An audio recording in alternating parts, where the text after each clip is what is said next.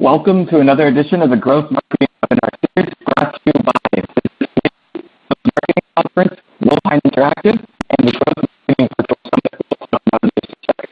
I'm very excited for today's webinar. I'm Derek Haney, CEO of Wolfine Interactive, a San Diego-based media marketing agency, and head of content and social growth marketing.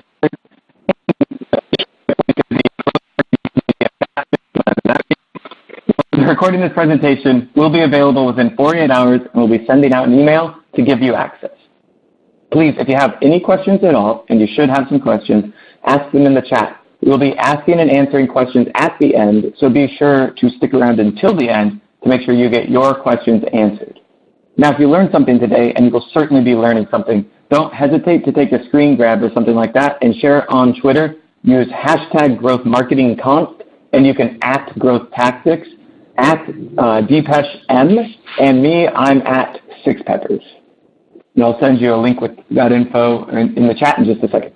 We have got an amazing talk lined up for you right now. It is my pleasure to introduce to you Deepesh Mandalian. Sorry, Deepesh, I'm messing up your name already. No worries at all. Sorry about that. Deepesh is recognized as one of the UK's most prominent Facebook ads experts. He has managed many accounts into 7 and 8 figures of revenue, generating over $100 million in e-commerce sales in the last decade. A former chief marketing officer, Deepesh is now an owner of a Facebook ads agency, together with a coaching and training program for clients from around the world. He mentors startups with Seed Camp and Techstars in the UK and works closely as a trusted advisor with Facebook Europe. I'm really excited for today's talk because I am definitely a pupil of Deepesh's. Thank you, Deepesh. Take it away. Awesome. Thank you, Derek, for such a great intro. I couldn't have written anything better myself. So really looking forward to taking through this deck. So I'm going to talk about the art and science of Facebook ads. There's 3 really key things that I want to cover off is growth, optimization, and scale. And they're generally the 3 things that you are focusing on. And if you've been using Facebook already, and I imagine most of you have, one of the biggest challenges is how to avoid draining your money out of Facebook. So if you've been on Facebook, you've probably had times when results haven't quite gone your way, or you're struggling to maintain profitability, or you're struggling to scale. And actually, I work with so many people who are at different levels with Facebook ads, with businesses, marketers, etc. Let me just reassure you, you're not alone. If you're struggling, if you've not managed to maintain performance, you're in the majority, and it can be quite difficult to do as well.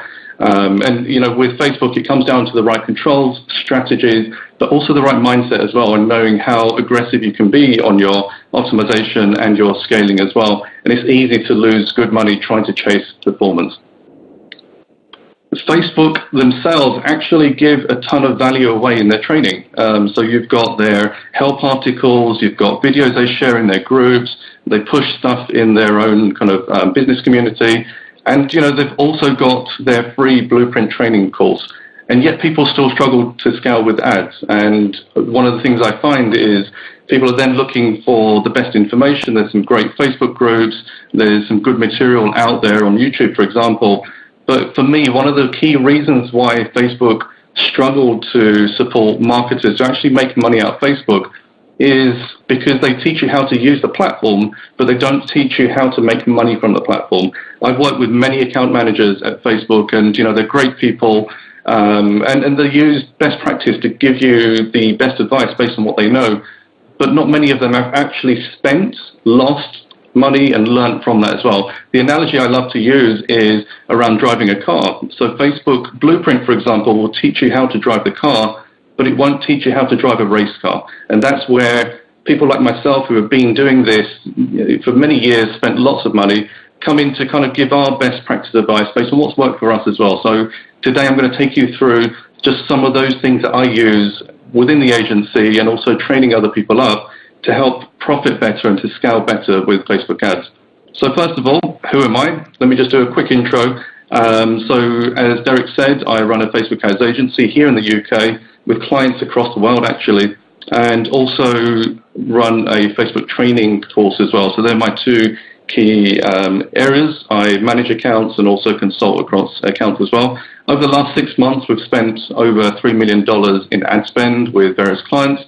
My biggest kind of success with Facebook ads was taking an e-commerce site from 6 figures to 8 figures. It was over an 18-month period, and the majority of that coming through Facebook ads, and that was an insane growth period for the company and also for me to experience as well. We capped out at 200K spent in a single day, which for me, just looking back, at the time we were just scaling, but as I look back, it was insane. Recently in November, we did a product launch for a client, $1 million as a digital course. So my kind of experience is generally e-com, lead gen, and kind of digital products. Recently had a role last year as a C-level exec, then decided to just go solo and focus purely on Facebook ads. I also work closely with Facebook as well, so I'm part of their product feedback team here in the UK and headquartered in Ireland, and also support their small, medium-sized business with lots of feedback on what's working and what's not working. And when I'm not doing kind of business stuff, I'm also a dadpreneur, so I'm running my businesses. I'm also trying to be a good dad as well with 4 kids. It's hard work, but it's super rewarding. And for those that don't have kids, you have no idea. It's good fun. So, Facebook ads, I live and breathe it. You know, I spend every part of my day understanding Facebook, absorbing the information, hounding Facebook with questions, helping out with communities, and also running ads. You know, that's where I get a bulk of my learnings. And I'm going to take you through 3 growth strategies of many that I kind of look at to give you some insight on where I find the common challenges across the different businesses and people I work with as well. So the 3 things I'm going to cover today. Number 1 is around funnels and building and testing the right account structure, and then also thinking about the sales funnel off the back of it as well. So people that are more experienced with Facebook, you'll be doing this day in and day out, but I can tell you that the majority are not looking at Facebook ads in terms of funnels and using all the objectives in the right way as well. The second part I want to take you through is testing. I commonly get a question of, you know, when should you test and what should you test? You should be testing 24/7, and I want to take you through what that looks like in practical terms. And then the third, I guess the biggest gem for Facebook is, you know, how do you scale out? How do you go from $100 to $1,000 to $10,000 a day? And I want to take you through some of my strategies on where I take accounts and how I analyze them and kind of try to grow them in as well. So let me start off with funnels. And this is kind of looking at the account structure predominantly and kind of how then that filters down into your sales funnel. The way I look at an account with Facebook is there's 4 key tiers which mirror the kind of customer journey towards the product or service. So a cold customer is one that you haven't hit before. They have no idea who you are. A warm customer is generally someone who hasn't really committed to visiting the site, but they've interacted with you in some way. A hot customer is really your prime customer at this point. They've visited the site, they've probably been in your cart page, viewed some products, etc. They're the money makers at the kind of bottom end of your conversion funnel. But then also existing customers. And this is one area where I think a lot of people leave money on the table, is once they've made that first conversion, is forgetting the fact that Facebook can also continue working generally alongside your CRM program to surface up promotions, etc., to make sure that when they've made that first purchase, Facebook is pushing that lifetime value or engagement past that first purchase as well. So if I just break down the 4 parts of the funnel, in the top part, we have the kind of cold part of what I call the funnel, and the 3 main things that I'm doing up here are testing with page post engagement, growing my social proof, using video views, because video, if you're not using it on Facebook, you absolutely have to, building up additional audiences and pushing out brand and product messages using video views, and website conversion, which you know, for e-commerce in particular, is the key acquisition mechanic. You might be using mobile app install, you might be using a lead gen, but this is a typical funnel that I want to take you through. So in the cold part of the funnel, you're looking at broad interests, partner categories, behavior, lookalikes, etc. And now when I'm targeting cold audiences and doing my testing, generally I'm looking at Facebook and Instagram newsfeed only. From my experience, the money that goes in on a cold audience to audience network and messenger generally goes wasted. I do use those, but kind of further down the funnel just to get more impressions and more reach. But really at the cold level, I'm generally not doing that kind of stuff. And the messaging here is really trying to grab their attention and give them value. That kind of value exchange brings them into your funnel, and then you can start messaging them after with direct response. So the warm part of the funnel is now about people that are engaged. So they could be engaged with your video, so targeting people that have viewed X% of your video. It could be your fans on your page. It could be people that are on your email list. It could be people that have engaged with your ads, your posts, your Instagram, etc. So these are people who already know something about you, and therefore the messaging that goes out to these people is one level down from knowing nothing about you to knowing something about you. But generally these people, and I'm excluding people who have visited the site, they still need a bit of prompting to take that next step. And what I call it is nudge. They need a nudge. So going from cold to warm to hot to purchase, it's just one nudge at a time. I see a lot of people who run cold audience ads, direct response, and just want to generate a sale. It works sometimes for low ticket items, $10, $20, $30, for example. But as you start to step up and you need more of a commitment, you just need to nudge them one step along the journey. So this is what this structure kind of supports as well. And then going into kind of website retargeting, here generally what I'm trying to do now is give them more functional benefits and testimonials, and fear of missing out, time-limited offers, etc. And what I do is to create audiences based on how far down my sales funnel they've got. So if someone's just visited the landing page, not hit the cart, they're not as important to me as someone who's hit the cart, who's not as important to me as someone who's actually in the checkout. And what I do is balance my budget between those to make sure that I'm getting good performance and I'm able to maintain a good frequency. I want to get the spend as high as possible, but without alienating these people and overreaching them as well. So my retargeting pool, the campaigns I'd generally be using are conversion. The problem with conversion campaigns is it does need a good volume of traffic, of audience to make it work. And actually, this is the only time I actually use a traffic objective as well. Because when you have those small audiences, you know that they've visited your site, they're interested in what you've got, you just want to grab them back. And so the traffic campaign opens up a bigger pool of audience that the conversion doesn't offer as well. And in some cases, I might test a reach campaign as well. What reach does is make sure that absolutely everyone gets to see your message, whereas traffic and conversion may not reach everyone.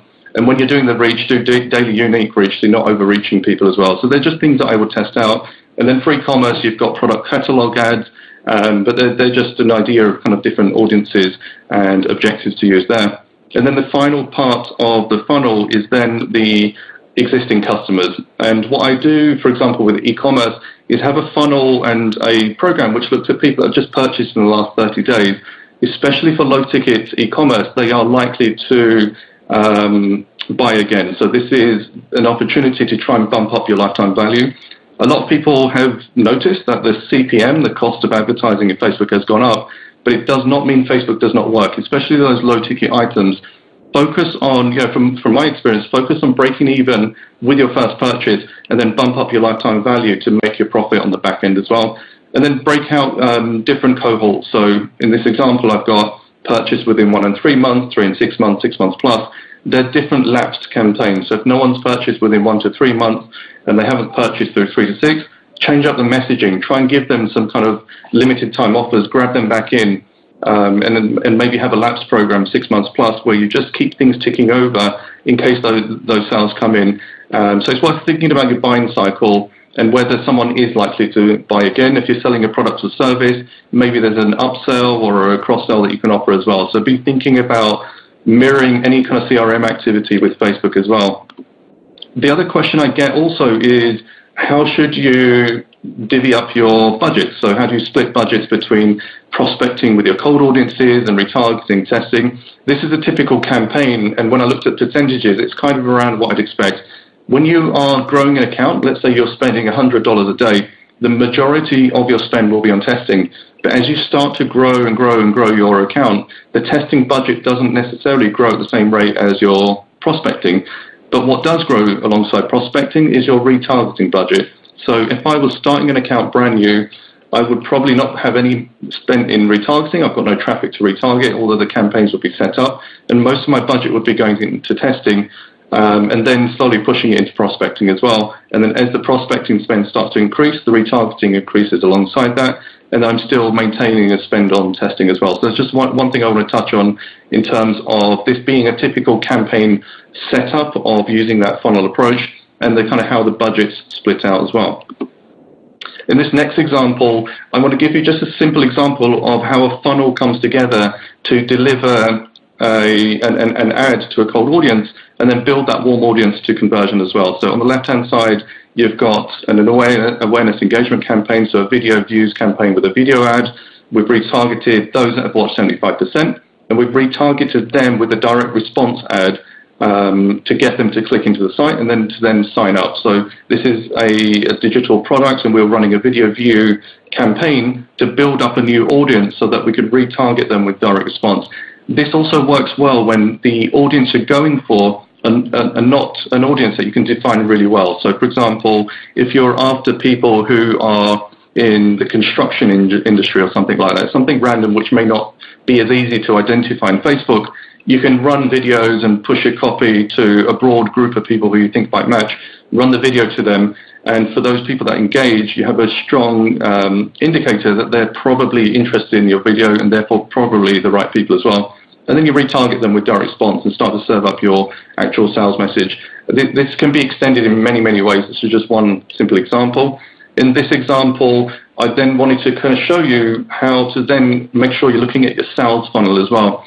So when I see a lot of e-commerce clients and marketers, they focus heavily on the Facebook ad side, trying to optimize and manipulate, etc., when often there are other problems down the sales funnel that you're maybe not analyzing well enough as well. So this screenshot is taken from a tool called Hotjar, and it's really simple to set up some funnels to look at your landing page, maybe the next pages in that sequence. And in this example, for example, the conversion rate from Facebook is 11.4%. So you might look at that and say, all right, that's great. But then if you look at the drop-off from the details step, which is one step before payment, it's really, really high. Now, they've gone from the landing page to the details page. There's something not quite right there potentially. So I would then work on identifying what that problem was, doing some A/B testing and trying to squeeze more performance out of it, because you'll know that half of your reliance is on what's happening with Facebook, half the reliance, especially if you're working with a website, is based on your funnel there as well. So making sure that when you are looking at your kind of metrics, you're balancing those out between your Facebook funnel and also your sales funnel as well. So that's the kind of overview of funnels. I'm now going to move into talking about testing. With testing, it's, as it says there, always be testing. There is no reason you should not be running a test at any given moment in time on Facebook. The auction itself is always changing. You have to be testing your audiences, creatives, messages, etc. consistently, because things will change in the auction literally every day, and there'll be things outside of your control as well. So I'll give you an example. Literally last week, I had an ad that was rejected from Facebook that had been running for about 2-3 weeks on a client account. It was doing amazingly well. It was beating all of the other ads literally by 100% on CPA. All of a sudden, the policy team have picked it up, and because of the word, I think it was your or some kind of identifier which made it a bit more personal, Facebook disapproved it just randomly. And it disapproved across all the different ad sets it was running, had a massive detrimental impact on the performance of the account. But because we're testing in the background, we had other creatives we can push in immediately. So it's just like there's always curveballs with Facebook. You don't know if it's the auction, policy team, XYZ. So having something in test, whether it's audiences or creatives, is crucial to having a baseline for scaling as well.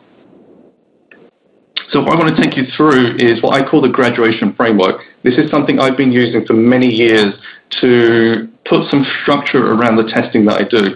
And this is something we use in the agency day in and day out and with clients, and this is what I train students up on as well. And there's 2 parts I want to take you through today around testing audiences and also testing creatives. So I call it the audience spotlighting strategy, where you're testing different audiences out and trying to find the right audiences. And then the creative fishing strategy, where you're dipping lots of creative into the ocean. The analogy I give is the ocean being your audience, the fishing boat being your ad set, and the hook being the creative. And you're dipping it into the ocean to see which ones the fish are biting on. And that's the kind of best analogy I can give on how to work creatives with Facebook to try and find the fish that are going to bite. So let's go into audience spotlighting. There's one part of this which is research I'll take you through, and the second part is the implementation. In terms of research, there's 5 key areas that I want to take you through on identifying who your audience should be. There are many others, but I think for the sake of time, these are the 5 that I recommend mostly out of the different strategies on audience research. Number 1 is audience insights. I'm hoping everyone here has used audience insights. If you haven't, go into Business Manager, into audience insights. There's a ton of stuff you can do with this. So the first thing I would do is, like when we take on a new client, if they have a Facebook fan page and they already have fans, that's my first point of call. So on the left-hand side, you can load up a fan page and start to get some insights as to who those fans are, what the demographics are, what kind of pages they like, and if they're in the US and there's enough information, you can get household and purchase data as well.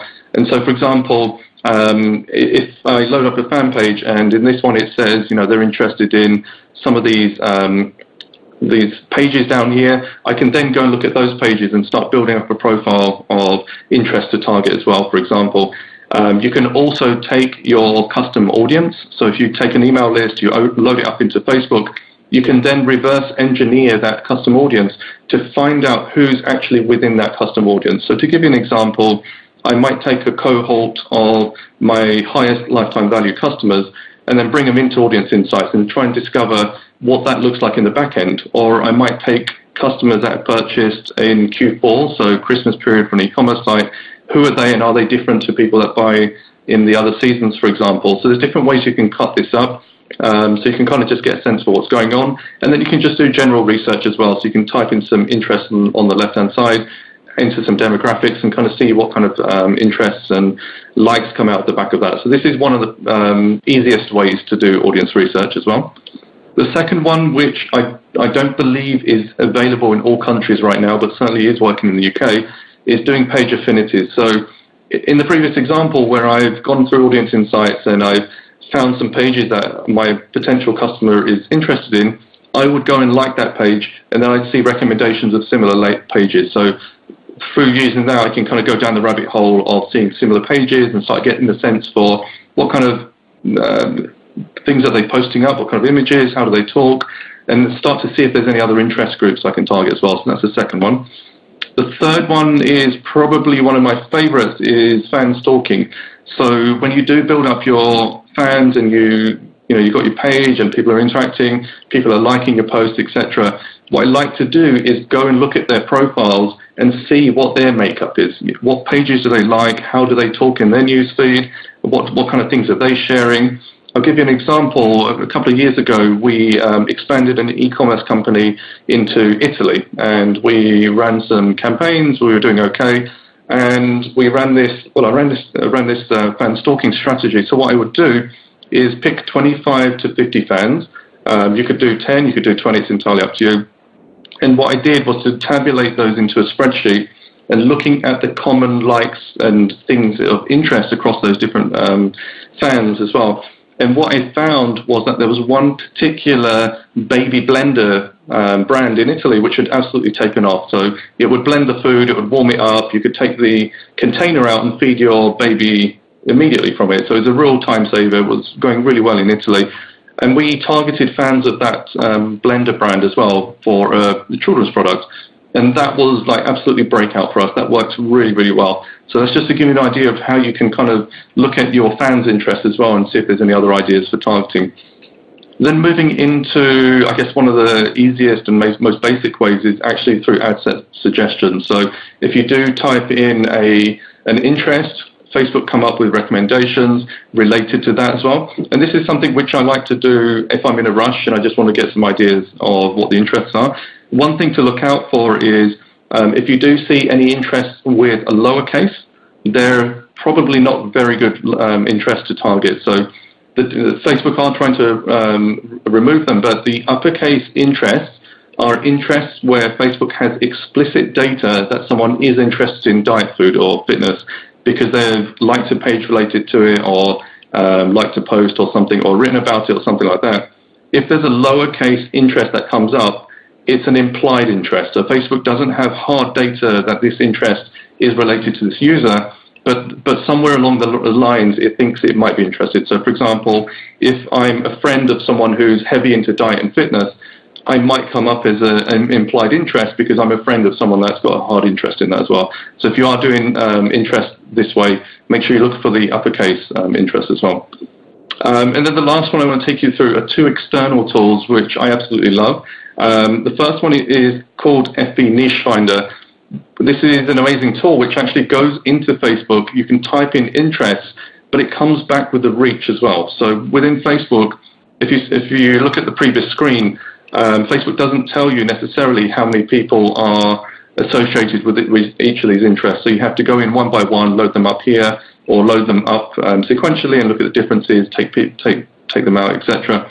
But what Facebook FB Niche Finder does is if you type in a keyword, it will come back with the results and also suggestions and give you an idea of how big the reach is for those interests, which I think is like super amazing as well. So that gives you an idea of audiences and interests that you can test out as well. And then the other one I also use is Google AdWords. So within Google AdWords, in a similar way, you can type in keywords, but then come up with related words that people are actually searching for. And then you can come back into Facebook and see if those interests exist as well. So they're just some ideas on audience research. The next part of spotlighting is actually going ahead and testing. So when I'm testing audiences out, I run them as page post interest, page post engagement campaigns.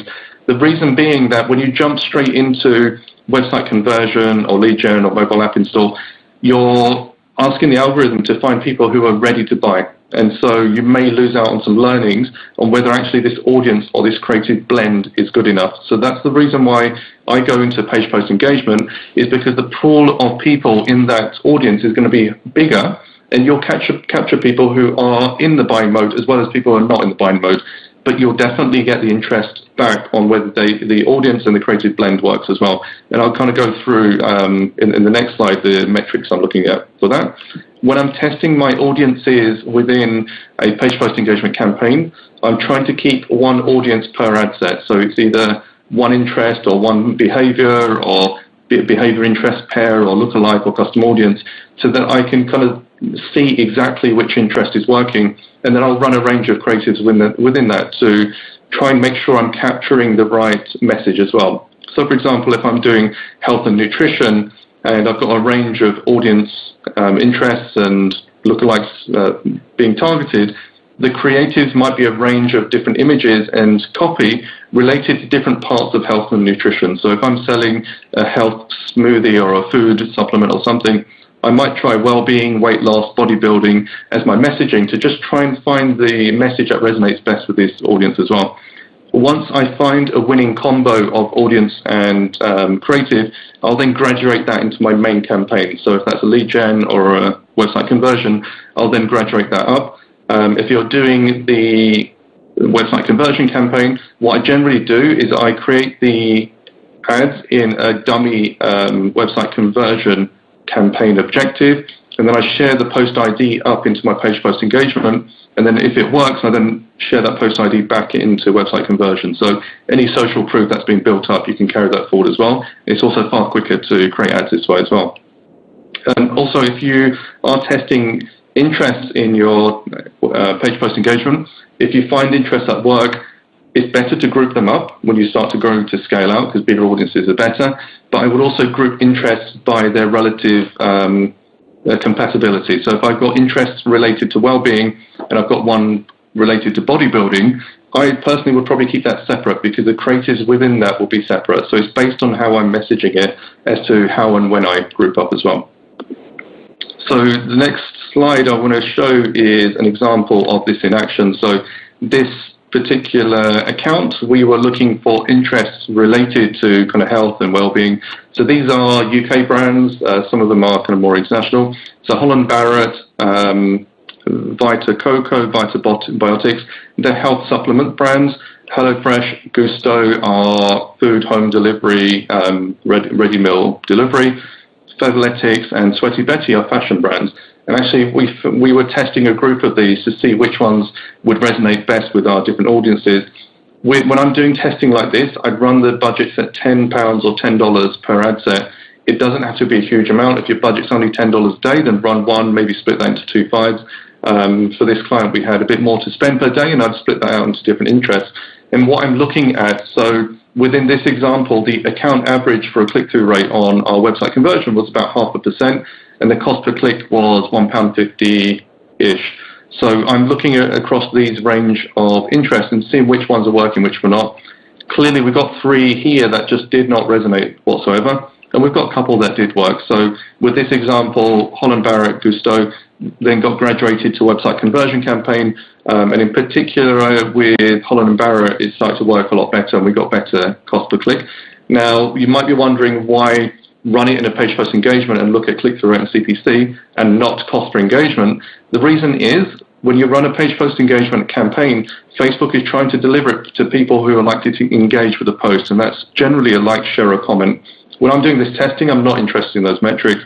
I want to know how many people are actually clicking through and clicking out of the ad into the website. So that's why what I tend to do is look at click-through rate, because even though it's a PPE ad, if people are actually clicking through, that's a strong indicator that this ad is working for them. And so the click-through rate is my key metric here. The second thing I'm also looking at is, for example, with e-commerce, or if there's some kind of sales funnel off the back of it, is once they do click out, how far are they getting down the funnel? You will find that in some cases, people will go all the way and purchase as well.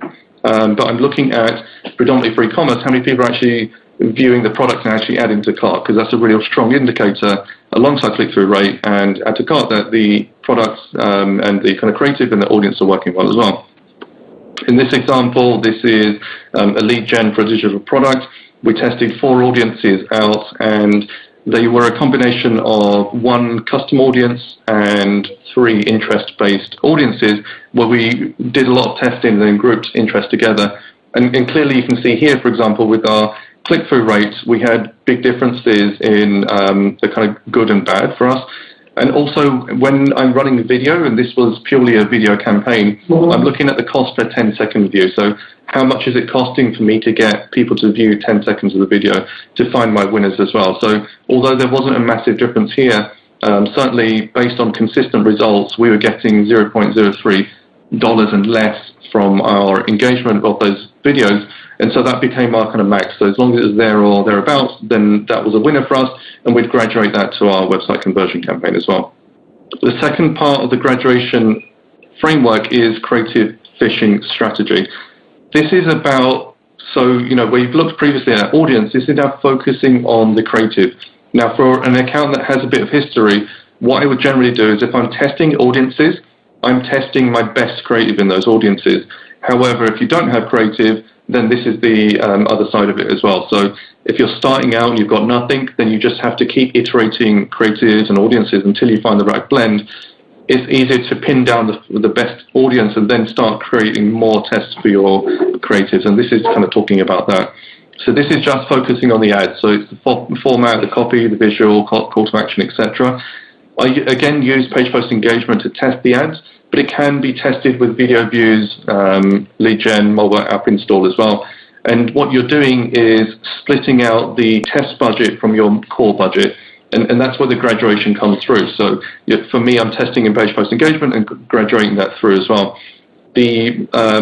What I try to do is try and limit the variance as well. So if I've got one version of an ad, I might change the image for another one, or keep the same image and change the copy, because you want to know exactly what's working there as well. Again, kind of run from as low as $5, $10 a day.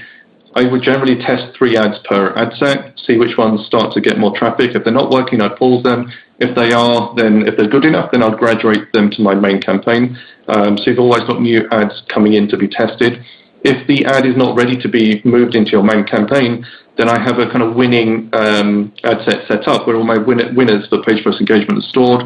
They're left running $5 a day, $10 a day, and they're ready to be moved up as and when I need creative as well. One thing to kind of bear in mind is I use the kind of STAR method of testing. So set up, test, analyze, and repeat.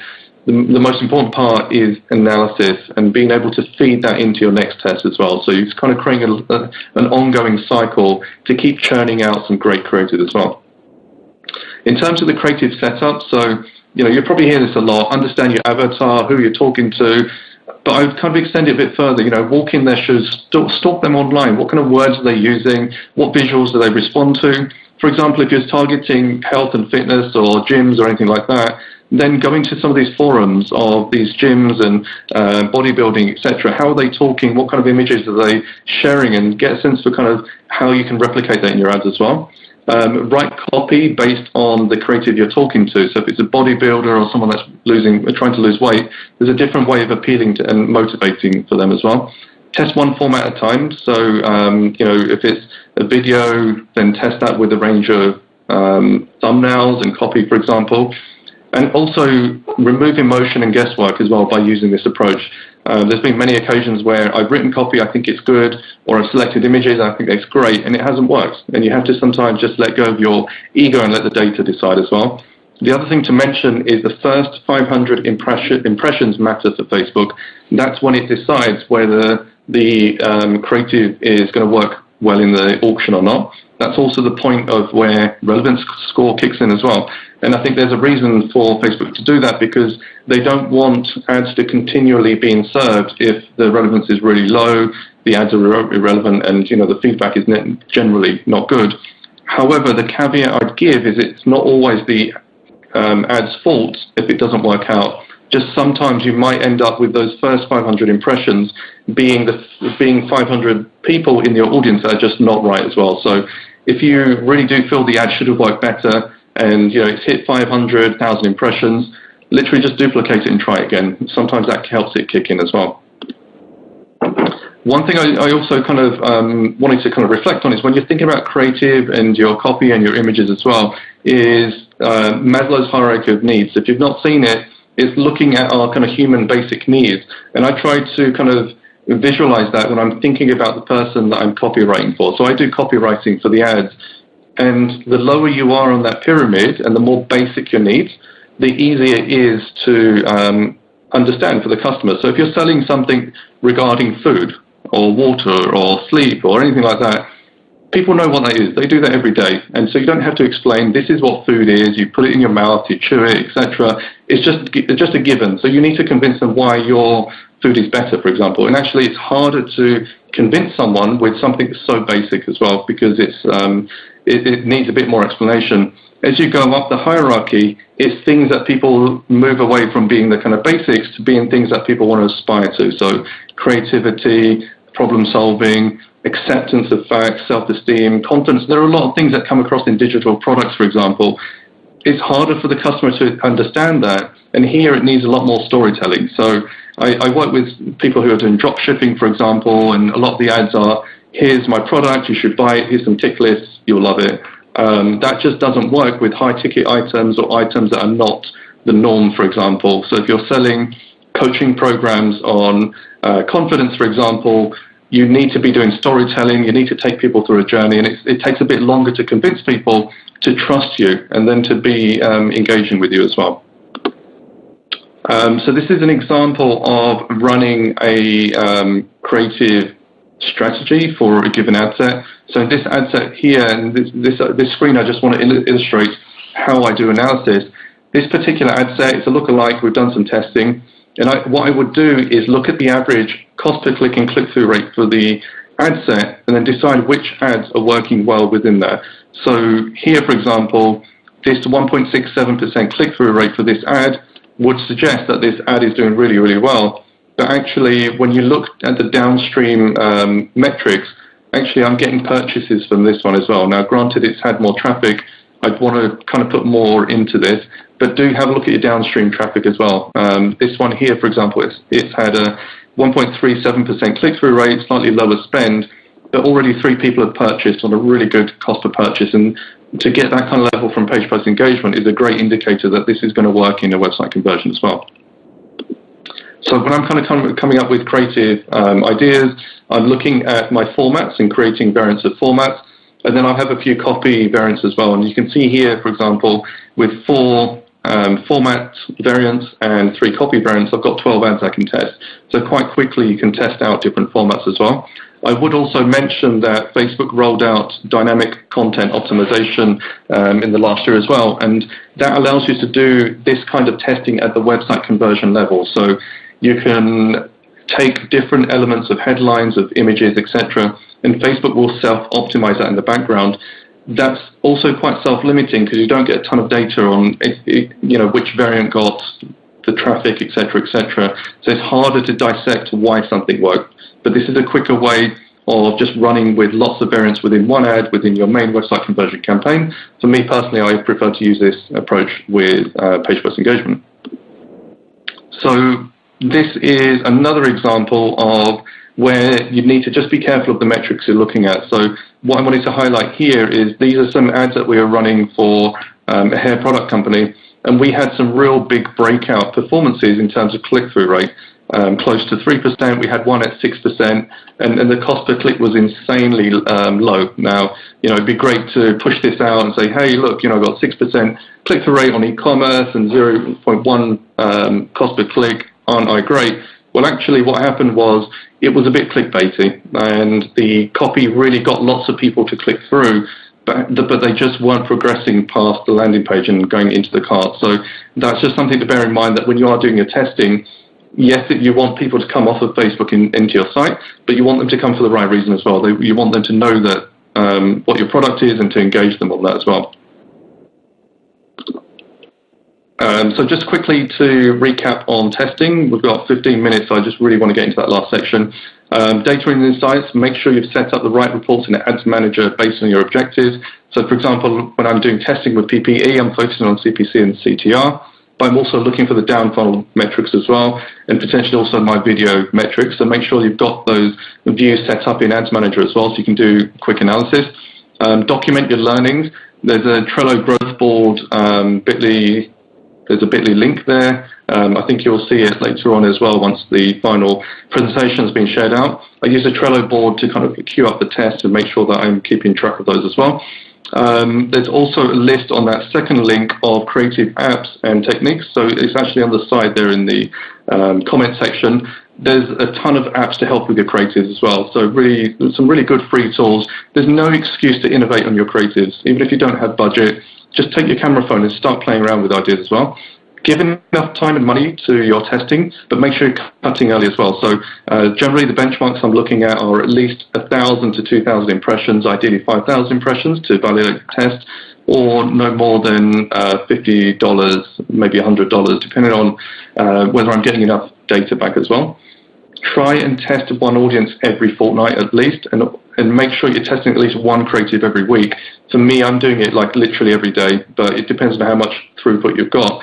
Because when your creatives start to fail, when your audiences start to fail, that's not the time to be worrying about new audiences as creative. You want them queued up and ready in the background as well. And also, the higher the ticket price, the longer the journey is going to be. So you need to be a lot better at storytelling for an item that's selling at $100, $500, $1,000 plus than you would for an item that's selling $20, $30. You can be a bit more direct in that response as well. And the last point was just to remove emotion from your testing and make sure you're taking a data-driven approach as well. So the final section is scaling, and this is the big golden ticket, I guess, that people are looking for in terms of how do you scale on Facebook. And there's so many different approaches. People have their own preferences. The way that I use scaling and the way that I run this in the agency is to create consistency. So I don't necessarily go for the blockbuster results, but I go for something that's sustainable and that's going to maintain performance as well. And so within the scaling part, I'm going to talk about three things here. So one is mindset, the other is the actual auction, and then there's scaling strategies. When it comes to mindset, so going back some 10, maybe 11 years now, I actually did foreign exchange trading, so trading currency pairs. And I think, honestly, that made a huge difference for me in understanding how Facebook works as well. The Facebook auction is unpredictable. There's a lot of speculation that goes in terms of what's going to work, what's not. There's profit, there's loss, there's risk and reward. You have to look at the trends. You have to look at when to cut things, when to push things harder. There's external market forces, and you will probably lose money before you profit. That's exactly how day trading works. That's exactly how Facebook works as well. So when it comes to mindset, it's knowing when to break your losses, but then also when to scale up and when the right time is to do that as well. Then kind of talking about the auction itself, some of you might have seen this before. This is a graphic that Facebook share of what the makeup is of the auction itself. This is an important part of scaling so that you understand why scaling works and why it doesn't as well. The advertiser bid That comes down to your audience, how much you're actually bidding, your ad set history, your objective, your optimized pixel. There's many factors that come into what comes up into your final bid. Then your estimated action rate is related to your funnel, your endpoint, but also your pixel that's being optimized against for website conversion, or your overall performance for an ad set as well. There's things that Facebook are looking at here, but also that something that also comes into play here is your kind of website history, pixel history, etc. So there's a kind of mini formula that goes on here as well. And then the user value. So that comes down to the obvious one, so relevance score, but also the history of the ad and the ad set. But also don't discount the impact of landing page speed, the sales funnel experience, and user history as well. So with the pixel that you install on your site, yes, it gives you data access to what people are doing on your site, but it gives Facebook access to every single user on every single site that's using Facebook. So for example, Facebook will know exactly how that user responds on your website versus your competitor, and which one it's likely to convert more on, and therefore it will evaluate that in the bid and serve up the creative that's going to perform best for the user. So that's something just to bear in mind is user experience is so critical, and it's not just on Facebook, it's also off-site as well. So keep an eye on your bounce rates, your landing page load time, your funnel conversion rates, because Facebook take all of those into account as well.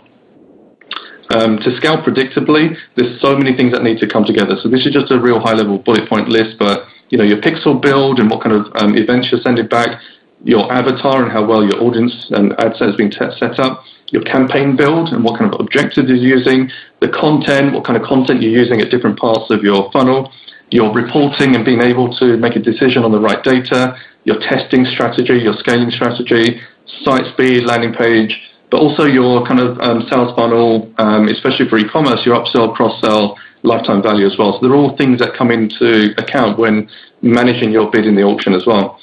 One thing I do want to touch on is where I see many people failing with scaling is understanding how audiences work in Facebook and how the auction finds people as well. So in a given ad set, let's say you've got 10 million people there.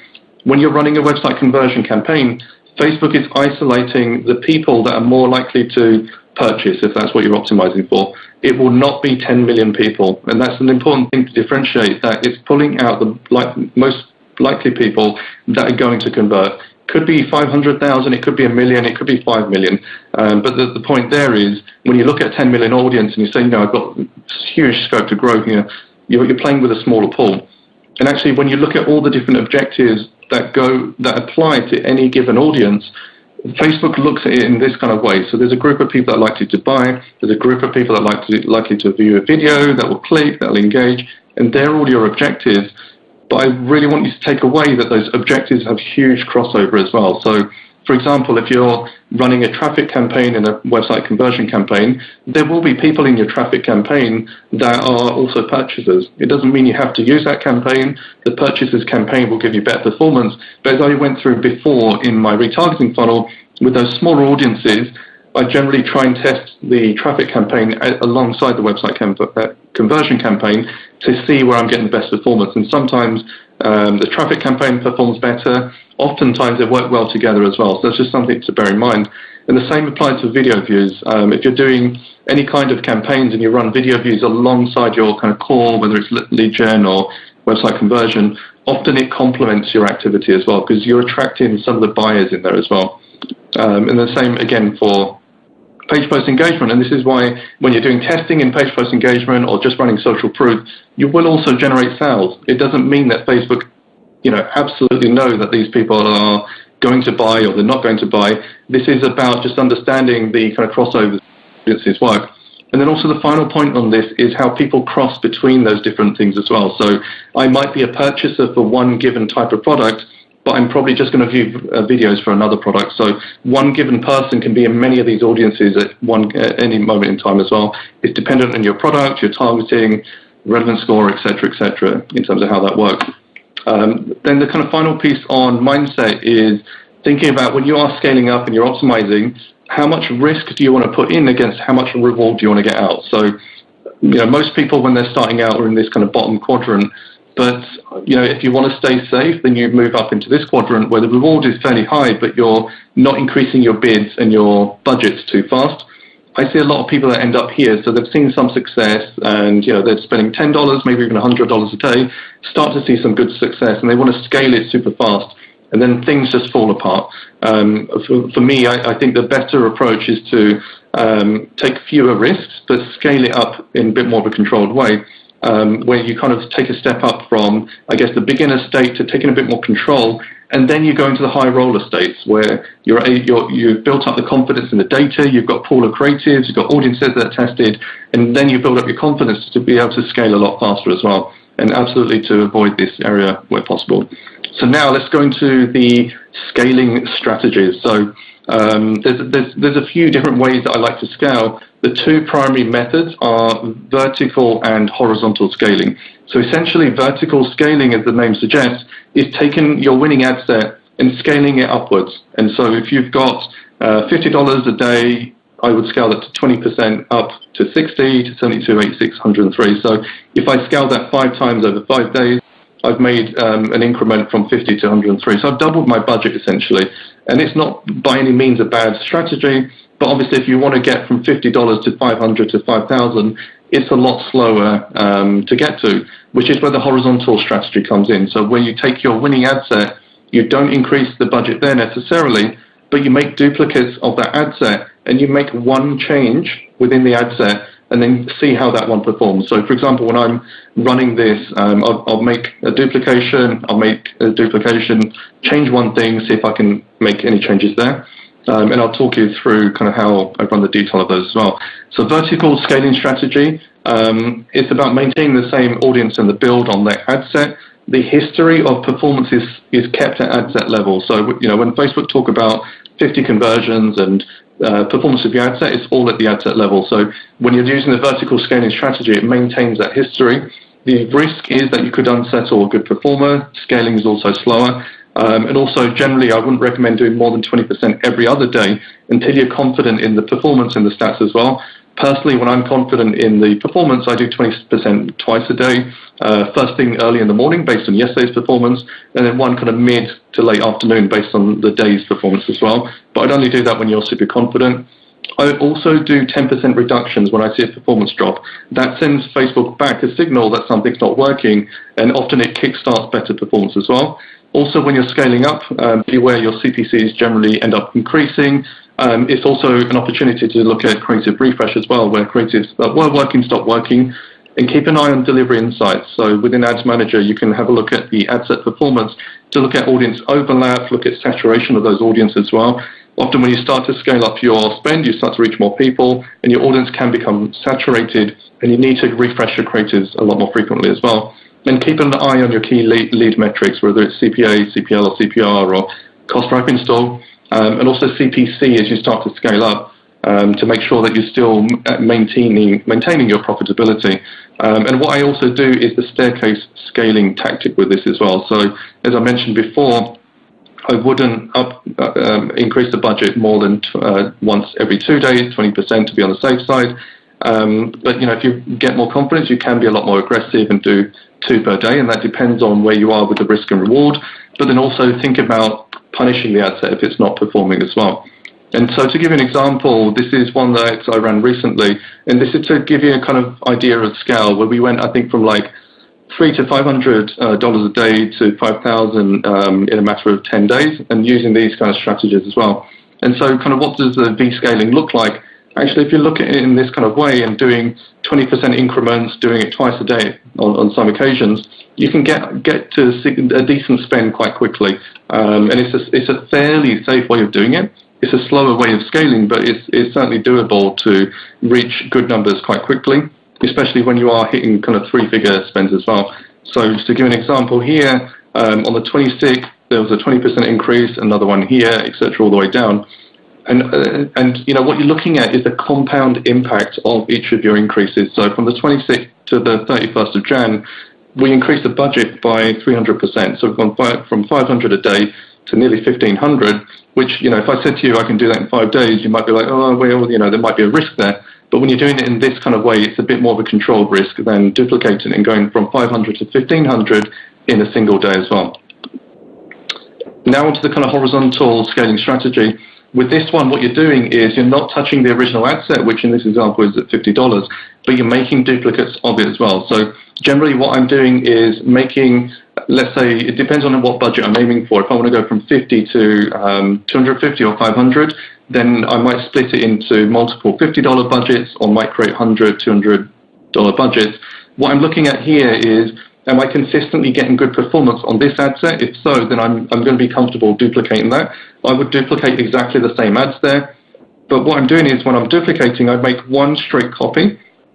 And then for the other ones, I'm just changing one variable at a time. So for here, if it's an automatic bid, I'll introduce manual bid, and then I might do a different manual bid. So generally, I'd start at 3 times my cost per acquisition target, and then I might do a 5 times, I might do a 2 times bid, I might do a max versus average, or target versus cap as well. So it's just changing one variable at a time. You can also look at placements and devices as well. So if you see, for example, this winning ad set is having great performance on Instagram, break it out, give it a bit more budget, and see if you can actually squeeze more performance out of it as well. So this is a far quicker way of scaling up, but it comes with risks as well, because every duplication you make, you're resetting the learning. You need to hit your conversion, ideally your 50 conversions per ad set. In practice, I think 25 to 30 plus is generally okay, but you're resetting the learning each time as well. So this method does come with its risk as well. Also, it works better with bigger audiences, because you're making duplications. You could end up competing with yourself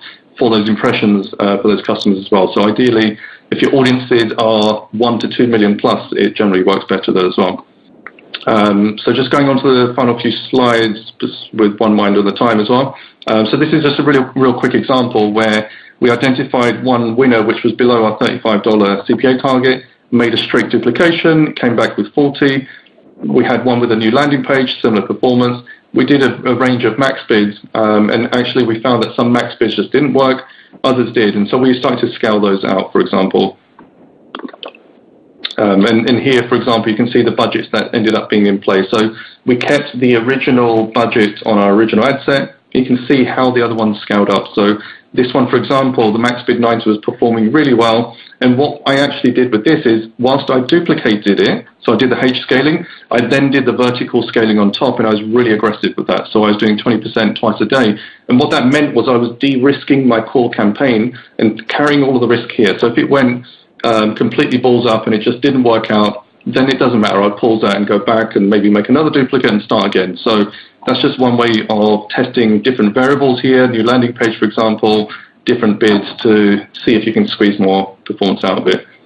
So that's a kind of example of the strategy that I use on vertical scaling my good performing ad set, then horizontal scaling that to see if I can squeeze more performance out and scale a lot quicker, and then vertically scaling any of these winners as well, so increasing 20% on any of these that are doing well as well.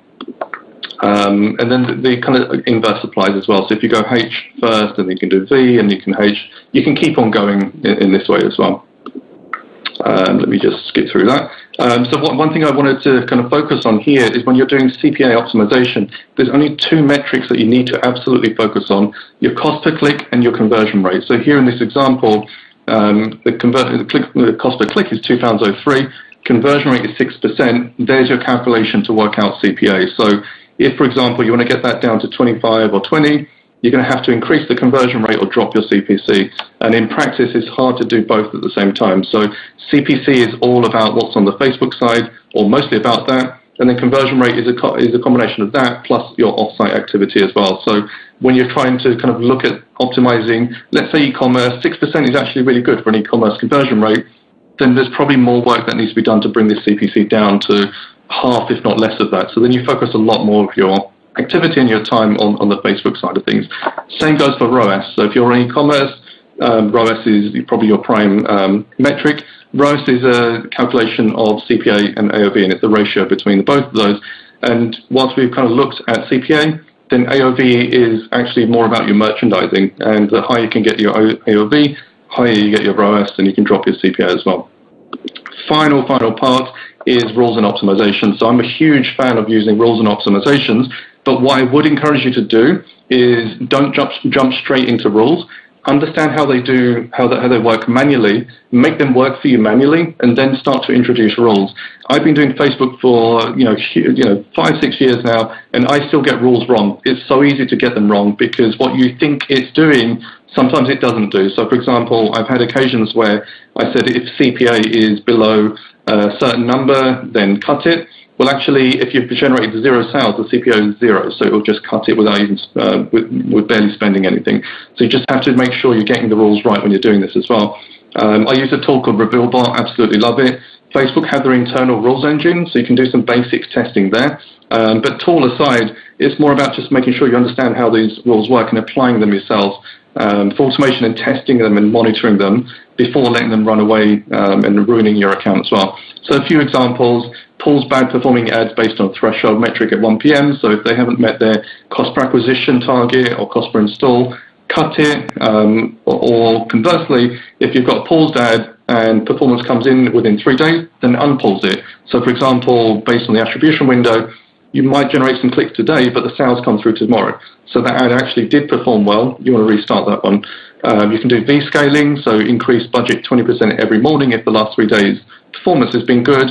Or you could do H scaling, duplicate the ad sets or ads based on performance. And also you can do alerts if there are all paused ads in an ad set. This is something I've come across recently where we've been pausing ads that have not been performing, and all of a sudden there's no ads running in the ad set. So you can create alerts for things like that as well. So final slide, quick summary: be in control of your data. Understand the pulse of your account. What does good look like? What times do good look like? Does good performance come through? Build your account structure and your sales funnel to support your business objective and the content you've got. Continually test everything. Become a storyteller with your content. Engage and get people to take interest in your ad and really build on that engagement as well. Use PPE for low risk, low cost testing. Document the testings. Have a look at the Trello board. Make sure you're testing at least one audience every 2 weeks and at least doing creative testing every week, if not every few days. Use some of the links here to download some creative apps and start playing with ideas. Cut ads that are not working, iterate and move on. Don't get emotionally attached to any ads. Just keep on testing. Just keep changing one thing and test it and change it up again. Have your creatives queued up so that when you are scaling, one of the biggest barriers that I find is when you're scaling by any magnitude is having enough creatives to be running in the background. And that's where the graduation framework combined with the scaling works really, really well together as well. Scale vertically 20% every other day to stay safe. Scale horizontally to go faster and make one change per ad set as well. And then vertically scale those duplicates as well. And in terms of cost per acquisition, focus on CPC and conversion rate, and track and know when to focus on what. So that was a whirlwind, I think it was about 60 minutes exact actually, of some of the strategies that I use. Hopefully you've taken away something actionable. I don't know if we've got time for questions, Derek. If we do, happy to answer them. If not, then fire them over to me in my group or connect, and I'll be happy to answer. Yeah, thank you so much, Deepesh. That was amazing. I learned a lot, and I think a lot of people did as well. And I do recommend joining this group. I have been a part of it for a few months, and I get a lot of my really tricky questions answered. So yes, the slides will be available within 48 hours, and the whole presentation will be emailed to you as soon as it is ready. We cannot do any questions. We're already over on time, but what we are going to do is, if you can, Deepesh, join us in the Growth Marketing Community Slack channel, and I've got at least 10 questions for you in there that we can maybe hash out in chat. And everybody here, you can join the Growth Marketing Community by first signing up for the virtual summit at summit.growthmarketingconference.com. And then after you've signed up, which will automatically enter you into a contest to win a free trip to Growth Marketing Conference, there'll be a little button in the top right corner to start a $1 trial for the community. It's $1 for the first month and then $50 a month thereafter. And if you would like to join us in the community for the Q&A, we will see you guys over there. Oh man, I wish we had time for questions. I really wish we do. That was a lot. I wrote so many things here, so I'm about to hit you hard in Slack. Thank you again, Deepesh. And also, everybody, you can connect with Deepesh personally on those channels that he's got listed here. We'll see everybody next time at the next Growth Marketing webinar hosted by Business to Community, Growth Marketing Conference, and Bullpine Interactive. I'm Derek Haney from Bullpine Interactive. You can find me on the Twitters at SIXPEPPERS. That's at 6 feathers. Don't hesitate to reach out, and we will see you guys next time.